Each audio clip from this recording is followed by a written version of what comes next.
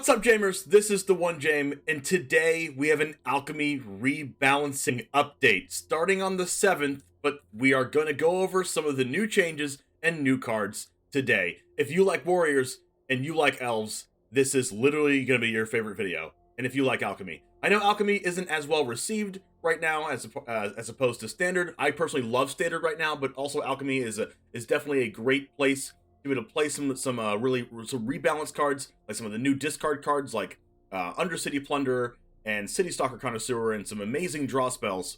But here we do have some upgraded Warriors and Elves to show you. So let's get into it. Right now, we have, starting with the Warriors.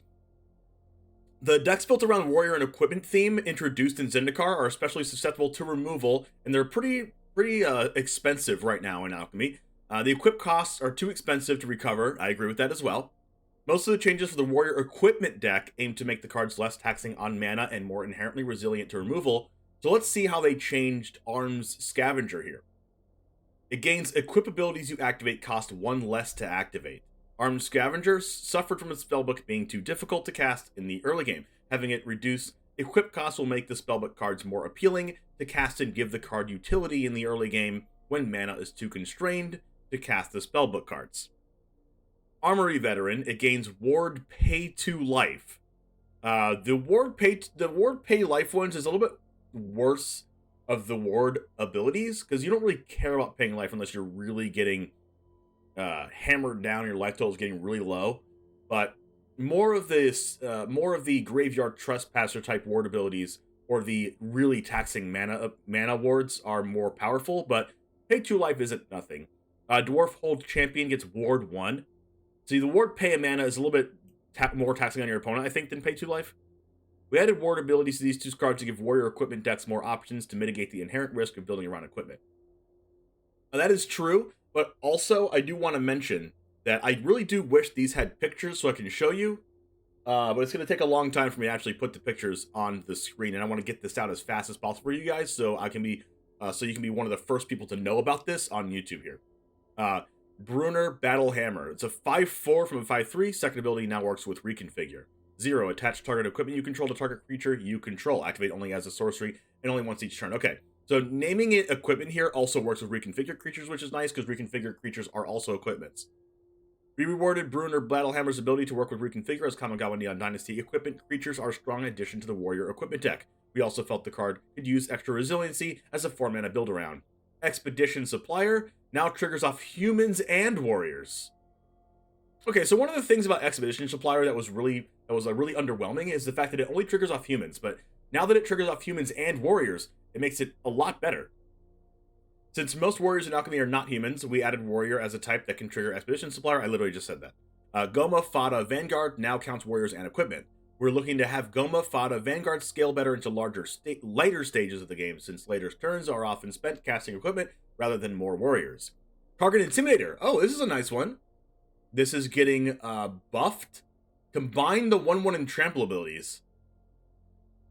Choose one that hasn't been chosen this turn. Target warrior gets +1/+1 and gains trample until end of turn. Instead of having to choose either one, target creature becomes a coward. Okay, this is pretty cool for Target Intimidator, actually. To improve the general mana efficiency of the Warrior Equipment deck, we combined 2 of the Kargan Intimidator's abilities to have it compete less with equip abilities. Kargan War Leader. This is the one that buffs things, right? It gains Ward 1 and gives other warriors Ward 1. Oh. Since warriors have a focus on equipment and are less about playing as many warriors as possible, we added a ward ability to this card to have it work better with the equipment portion of a Warrior Equipment deck.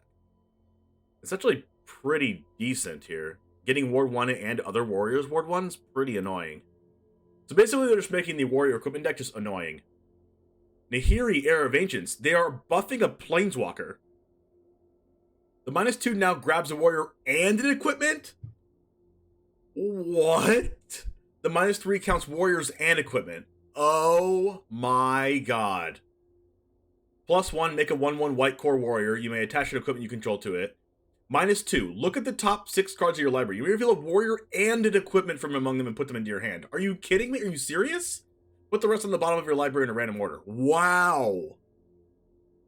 Nahiri deals damage to target creature or planeswalker equal to the twice number of warriors and equipment, not just equipment. This is a crazy upgrade. Oh my gosh. Since the deck building cost of playing Nahiri, Heir of Ancients is high, we felt the card advantage should be stronger than a generic 4-mana Planeswalker, and the removal ability should scale better and be more consistent. Wow, that Nahiri is good. Plate Armor costs 1 and a white from 2 and a white. We are aiming to give more equipment options to decks building around them. Reducing this card's mana value will give it a better chance of having an immediate impact by enabling it to be cast and equipped in the same turn more consistently. Elves. Decks built around Kaldheim's elf archetype lacks options to experiment with different configurations, and most of their strength is concentrated in a few cards. These changes to the elf deck are aimed at giving the deck more options and flexibility and make the payoff more competitive and constructed. So we're going to be building mono green elves instead of having to play Golgari. Tyvar, starting loyalty is now 4, up from 3, +1. Puts 2 1/1 counters on elves, up from 1. -6 becomes a -7. Elves you control have tap, add black mana. Okay, this already has this. +1, put a 1/1 counter up to 2 target elves. Untap it, gain Death Touch. Wow, so it untaps 2 elves now? This should say untap them, but yes. Untap up to 2 elves, I guess it should say. Untap up to 2 of them. 0, make a 1/1. -7, you get an emblem whenever you cast an elf, it gains haste, and you draw 2 cards. This always wins the game, but this never happens. So the +1, the thing that you do the most often, being 2 target elves, is pretty good. Most of it strengthens repeatedly using the second ability. We buffed the first ability to be more competitive with the second ability. Well, I guess they're saying that I was wrong. Since the elf tokens are easy to attack through, we also made Tyvar more naturally resilient, giving it more loyalty here. Herald unites the elves. Chapter 1 now mills 5 up from 3. Since Herald requires a large board and a filled graveyard to use each chapter effectively, we raise the floor of the card by creating a more consistent first chapter that is less reliant on having a filled graveyard beforehand. Nice. Elder Fang Ritualist costs 1 and a black from 2 and a black, can now return Tyvar Kell from graveyard to hand, must exile itself to return a card. Okay, when Elder Fang Ritualist dies, you may exile it. If you do, return another target elf or Tyvar from graveyard to hand. And it costs 2 mana now. We cut a mana from this card to make it a consideration for constructed, and we allowed it to return Tyvar Kell from graveyard to line up with Herald Unites the Elves and Herald King of Skemfar. Since this card is now at more competitive rate, we made it exile itself to prevent 2 copies from repetitively returning each other to hand. Skemfar Avenger removes non-token.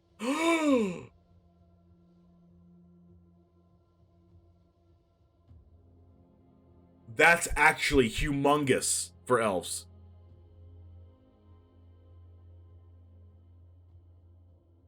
Whenever another elf or berserker you control dies, you draw a card and use life. This card originally said non-token and made it unplayable. But since this doesn't say non-token, that's insane. Many of the elf tribal decks, particularly rebalance ones, create tokens, so we remove the non-token restriction to have this card work with the full suite of options available for the elf deck. Canopy Tactician. It's a 3/4 from a 3/3. I don't think this card's good, though. It's 4 mana, right? We give this card a 4 toughness to give it as a role as more resilient option, since most elves have lower power toughness and are susceptible to small sweepers and toughness-based removal spells. Herald King of Skemfar now looks at 7 cards from 5. When Herald King of Skemfar enters the battlefield, look at the top 7 cards of your library. You may be able to elf, warrior, or Tyvar from among them, put it in your hand, put the rest in the bottom. Not that this card needed to be buffed, really, but looking at 7 cards from 5 is good. Return Upon the Tide now creates 3 1/1 elves up from 2. Return a creature from grave to the battlefield. If it's an elf, make 3 1/1s.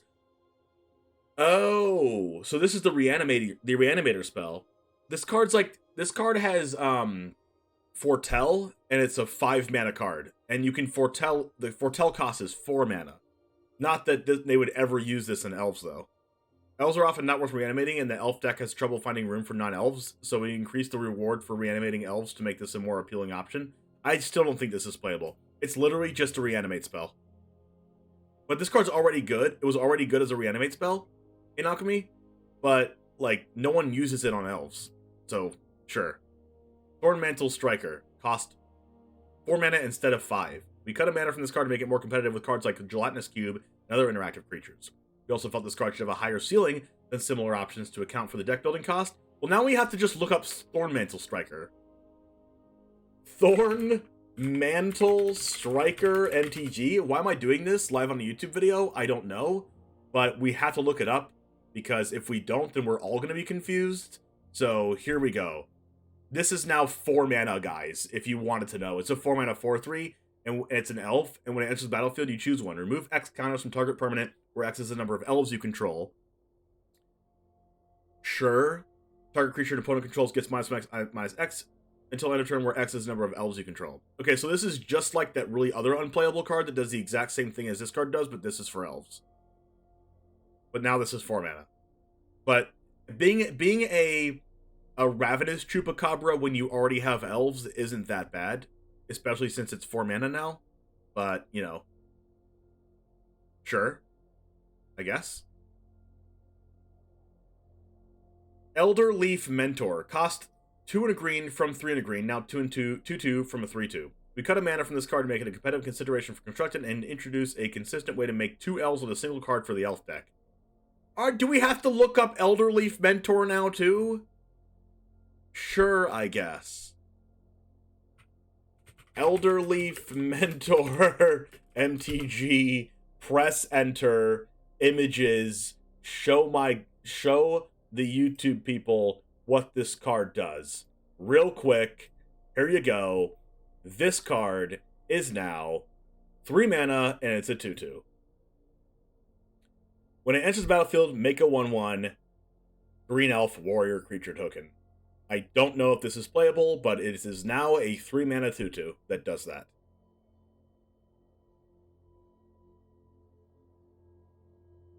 Elven Bow. You may pay 1 from 2. When Elven Bow enters the battlefield, you may pay 1. If you do, make a 1/1 green elf warrior creature token, then attach Elven Bow to it. Okay, so now it's 1 mana to do that instead of 2. I still don't know if people are going to be playing Elven Bow, but here we go. We've effectively created a 2 mana elf by cutting a mana from the token creation ability. This gives the elf deck a consistent 3 toughness defensive option that it was lacking before. So it is a 2 mana 1/1, and the bow gives it +0/+2 or something like that. Skemfar Elder Hall. This is a lot of elves to buff. Oh my goodness. Ability cost 1 black green from 2 black green. So 4 mana, sacrifice Skemfar Elder Hall up to 1 target creature. Oh, this is the land. Up to 1 target creature you don't control gets -2/-2 till end of turn. Make 2 1/1s.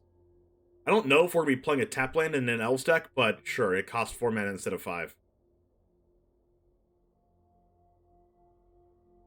They said they cut a mana from it to make it more competitive. I think they should cut 2 mana from it to make it more competitive.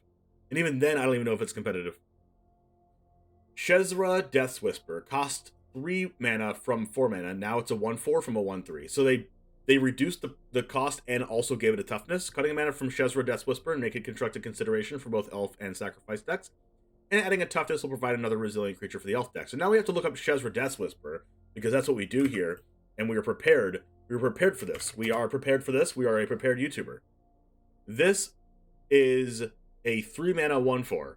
When it enters the battlefield, target creature blocks this turn if able, and then at the beginning of your end step, if a creature died this turn, you may pay 2 life if you do draw a card.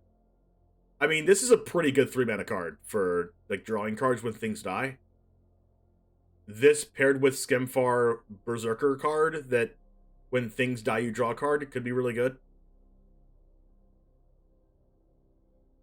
Individual cards. These are cards that I did not put in the front of the video, but here they are. Symmetry Sage is a 0/3 from an 0/2, now gives a creature base power 3 from 2. Okay, well, we're just going to look up this card now in the Gatherer. This card. 0/3 gives a creature base power 3. Okay, more toughness, cool. Whenever you cast or copy an instant or sorcery, target creature you control has base power 3 till end of turn. Okay, so you play Symmetry Sage on turn 1. Turn 2, you play, like, you know, Consider. And then you get to hit with 3 power on turn 2 with Symmetry Sage. And it's a 3/3 when you cast an instant or sorcery, which could make this card a little playable, maybe not, I don't know. Spell Satchel. Second ability costs 2 to activate from 3 and requires removing 2 counters from 3. Pay 2, tap. Remove 2 counters from Spell Satchel, draw a card. Okay, well, this is the thing. Whenever you cast an instant or sorcery, you put a counter on it, and then you can pay 3. Then you can pay 3 and tap it and remove 3's counters and then draw a card. They removed a mana, a counter, and removed, yeah, so not only did they remove the mana to use this, but they removed the number of counters, which could make this playable. but it's probably just not better than Reckoner Bankbuster. Base Camp. Removed, enters the battlefield tapped. Let's go! Base Camp's entering the battlefield untapped! Finally, we get Base Camp! Finally, we get Base Camp untapped after so long! We've wanted this! We've wanted this for so long! Since building around the party mechanic is open-ended, we want to see what buffing Base Camp does to the deck before looking into rebalancing more cards around the mechanic. Let's freaking go! Wow. Well, anyways, that's the end of the spoiler for what the new cards are going to be rebalanced to. Thanks for watching. Let me know down in the comments what you think of these. If you like them, if you don't like them, if you want to play Elves, if you want to play Warrior Equipment Synergies, that Nahiri's busted. But anyways, let me know what you think in the comments, sincerely. And make sure to leave this video a like to help the almighty algorithm, and subscribe if you got this far and like the content and more of these videos. I usually do deck tech videos, so there's one of them right over here.